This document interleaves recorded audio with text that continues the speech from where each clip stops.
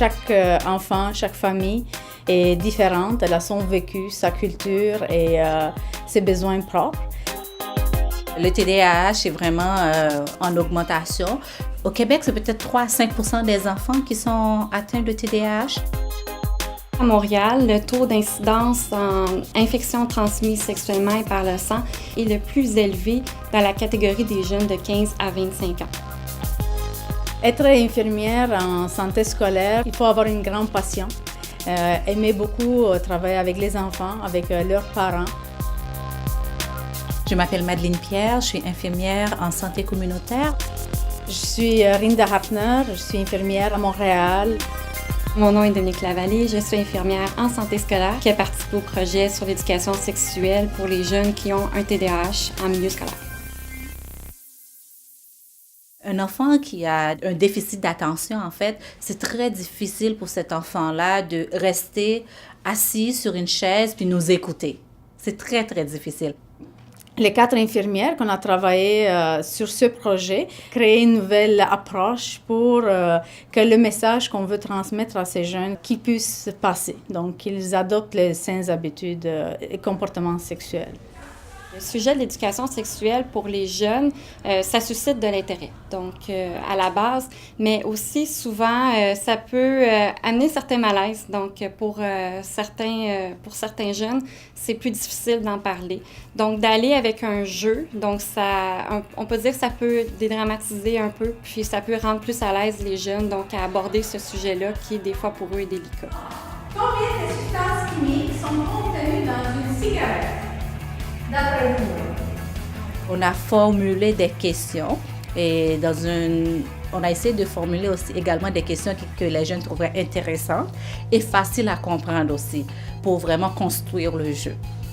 Et lorsqu'on arrive dans la classe, donc les jeunes sont informés du déroulement du jeu. Donc on essaie de créer 2 équipes et là on commence. C'est vraiment le jeune qui va choisir la catégorie.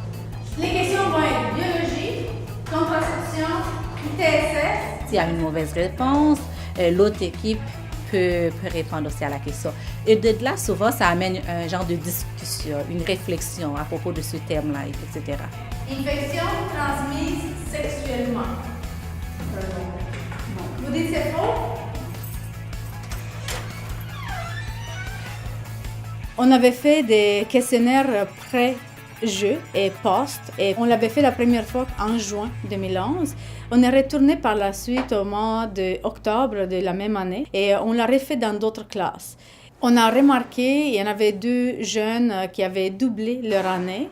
Le conseiller pédagogique a dit ils ont coulé maths et français, mais ils n'ont pas coulé votre jeu. Donc, lui, il compte apprendre la formule de cette méthode éducative et l'appliquer pour d'autres matières comme pour la géographie ou histoire.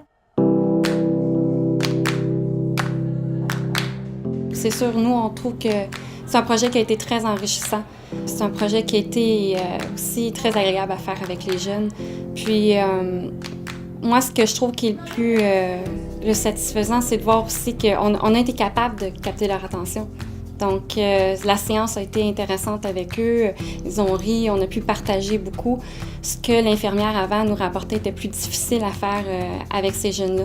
Donc, c'était un beau défi qu'on a réalisé. Mieux vaut prévenir que guérir, qu'on dit. Donc, on va vraiment mettre l'accent vraiment sur la prévention. Et la façon de prévenir, c'est en éduquant les jeunes. On a réussi à trouver une façon d'atteindre les jeunes, puis c'est ce qui est gratifiant. Mais en fait, c'est que nous, dans notre travail, on ne se rend pas compte, mais souvent les soins qu'on va faire ou les contacts qu'on va avoir avec les gens, ça peut faire un changement dans leur vie.